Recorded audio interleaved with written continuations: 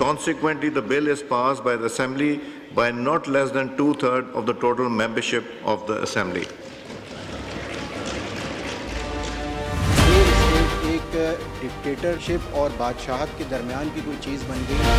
کسی ایک شخص کا فیصلہ یا کسی کو قانون سے مستثنا کر دینا، وہ بھی لائف ٹائم کے لیے، سوائے ڈکٹیٹرشپ کے منارکی کے، ایسا کہیں نہیں ہوتا. ایک 27ویں آئینی ترمیم جو ہے وہ جوڈیشری کی انڈیپینڈنس کے اوپر ایک حملہ ہے. اس میں کوئی حرج نہیں ہے کہ کانسٹیٹیوشنل کورٹس بننی چاہیے. یہ ڈیمانڈس رہی ہیں، ہم بھی چاہتے ہیں. اب انہوں نے 27ویں آئینی ترمیم جو کی ہے وہ قیدی نمبر 804 جناب عمران خان کے ڈر سے کی ہے.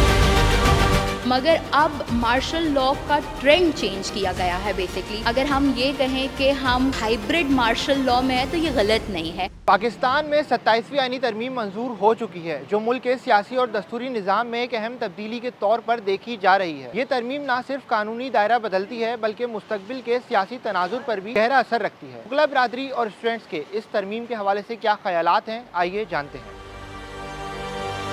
27ویں آئینی ترمیم کے تحت ججز کو ان کا اپوائنٹمنٹ کا طریقہ، وہ کس طرح اپوائنٹ کیے جائیں گے، آیا انہوں نے ورک کیسے کرنا ہے، آیا انہوں نے سو موٹو لینا ہے نہیں لینا، اس حوالے سے بھی ترمیم میں بہت ساری چیزیں ڈالی گئیں جو کہ میں سمجھتا ہوں کہ عوام کے فنڈامنٹل رائٹس کے بھی خلاف ہیں اور عوام کو جو ادارہ انصاف فراہم کر رہا ہے اس کے بھی خلاف ہیں. یہ اسٹیٹ ایک ڈکٹیٹرشپ اور بادشاہت کے درمیان کی کوئی چیز بن گئی. نہ ہم کھل کے بادشاہت میں اس وقت موجود ہیں، نہ ہم جمہوریت میں موجود ہیں. دیکھیں، جو لاء کا اسٹوڈنٹ ہوتا ہے نا، وہ تو ایک چیز پہ بلیو کرتا ہے کہ there should be civil supremacy. جو جمہور کی رائے ہے، جو ڈیموکریسی ہے، وہ ہونی چاہیے. کسی ایک شخص کا فیصلہ یا کسی کو قانون سے مستثنا کر دینا، وہ بھی لائف ٹائم کے لیے. ایسا نہ دنیا میں کہیں ہوتا ہے، سوائے ڈکٹیٹرشپ کے منارکی کے، ایسا کہیں نہیں ہوتا کہ کوئی جو ہے وہ مرتے دم تک جو ہے وہ جواب دینا ہو. تو یہ تو 21ویں صدی میں اور پاکستان جیسے ملک میں جب میڈیا آزاد ہے، باقی چیزیں، وہاں اس قسم کا قانون لانا تو یہ بہت ڈی موٹیویٹنگ ہے. نئی نسل یہ اس کو بالکل جو ہے وہ موٹیویٹ نہیں ہوگی اس سے، اور جو لوگ لاء میں آنا چاہتے ہیں، ہیومن رائٹس کے لیے کام کرنا چاہتے ہیں، ڈیموکریسی کے لیے کام کرنا چاہتے ہیں، وہ بہت اس سے جو ہے وہ ناخوش ہوں گے. ہمارے 2 سپریم کورٹ کے ججز ڈسہارٹنڈ ہو کے استعفے دے کے جاتے ہیں. یعنی جو سب سے سینئر موسٹ جج ہے منصور علی شاہ صاحب، وہ اپنا استعفیٰ دیتے ہیں. تو آپ یہ سوچیں کہ اس اسٹوڈنٹ کا کیا حال ہوگا جو ابھی وہ روب پہن بھی نہیں پایا، ابھی تک اس کی قانون کی ڈگری کمپلیٹ نہیں ہوئی ہے. تو وہ امپیکٹ نہ صرف اس کی اسٹڈیز پر ہے مگر فیوچر پروفیشنل لائف پہ اس سے زیادہ پڑا ہے. اب جب یہ صورتحال رہی ہے، 27ویں ترمیم آ چکی ہے، ہمارے قانون کا آئین کا حصہ بن چکی ہے، تو جو بھی اس پروفیشن میں آئے گا یا جس کے اوپر بھی انصاف کی فراہمی لازمی ہوگی، وہ اس کو کنٹرول کیا جائے گا. تو میں یہ سمجھتا ہوں نہ اب ججز آزاد ہیں انصاف دینے میں، نہ وکلا اس طرح سے انصاف لے پائیں گے. امینڈمنٹ کے بعد جو کچھ چیزوں میں چینجنگ آئی ہے، جیسے کہ کانسٹیٹیوشنل کورٹس بنی ہیں، تو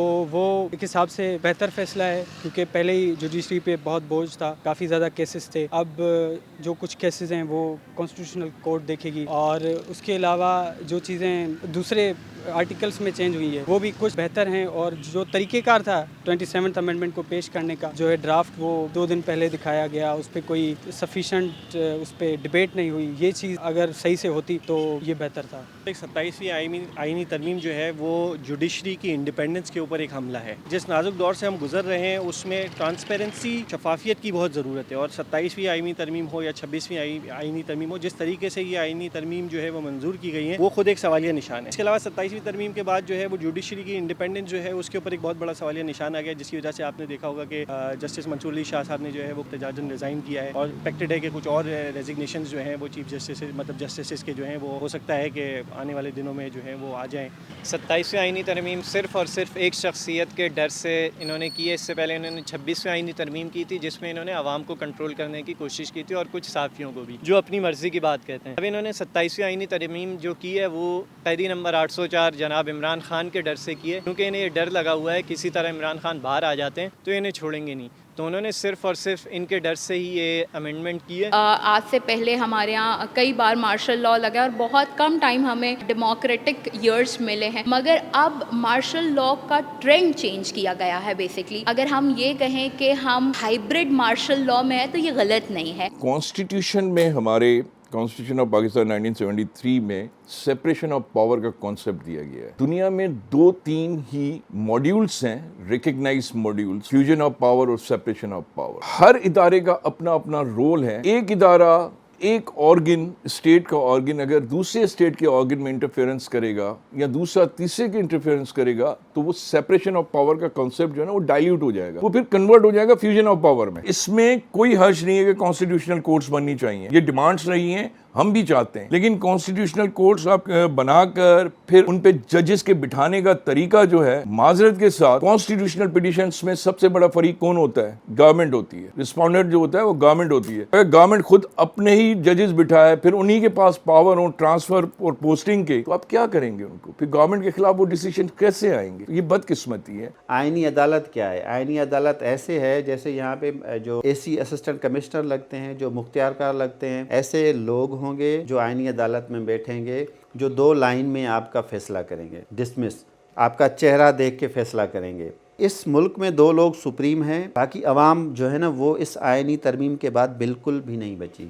اس 27ویں ترمیم سے پہلے کی عدلیہ اگر ہم دیکھیں تو وہ کوئی آئیڈیل عدلیہ نہیں تھی. اسی عدلیہ نے, اسی نظام نے ہمیں ثاقب نثار دیا, اسی عدلیہ نے ہمیں افتخار چودھری دیا, اسی عدلیہ نے ہمیں بندیال دیا, جسٹس بندیال دیا. تو ہماری عدلیہ میں کوئی بہتری نہیں آئی تھی جو اس 27ویں ترمیم کے بعد آئے گی. دیکھیں, یہ جو جسٹس منصور اور جسٹس عطر من اللہ, انہیں کم از کم سسٹم میں رہ کے ریزسٹ کرنا چاہیے تھا, نہ کہ سسٹم کو چھوڑ کے ایک فری اسپیس دے کے ان کو کھیلنے کا موقع دیں. یہ جو استعفیٰ آ رہے ہیں ججز کے, ٹائم اینڈ اگین ان کے اپنی انکلائنیشنز رہی ہیں. اس سٹیج پہ آ کر میں سمجھتا ہوں, میری نظر میں اگر وہ استعفیٰ نہ دیتے اور وہاں بیٹھ کر ہی پروٹیکٹ کرتے رائٹس کو اور بات کرتے تو وہ زیادہ بہتر تھا, instead of coming out of the اس چیز سے نکل کے باہر آپ پھر, یعنی کہ آپ ہیلپ لیس ہو جاتے نا. ویسے بھی ہیلپ لیس ہو گئے تھے, سپریم کورٹ میں بیٹھ کر بھی ہیلپ لیس ہو گئے تھے, نو ڈاؤٹ, لیکن کچھ نہ کچھ کر سکتے تھے. بہتر ہوتا کہ آپ وہیں پہ بیٹھ گئے, اسی تحریک کے حوالے سے کوئی بات کرتے, یا اسی, کیونکہ انسٹیٹیوشن کو پروٹیکٹ کرنا ہے, اس کو اسٹرانگ کرنا ہے, اسے اسٹرینتھن کرنا ہے. تو میں سمجھتا ہوں یہ صرف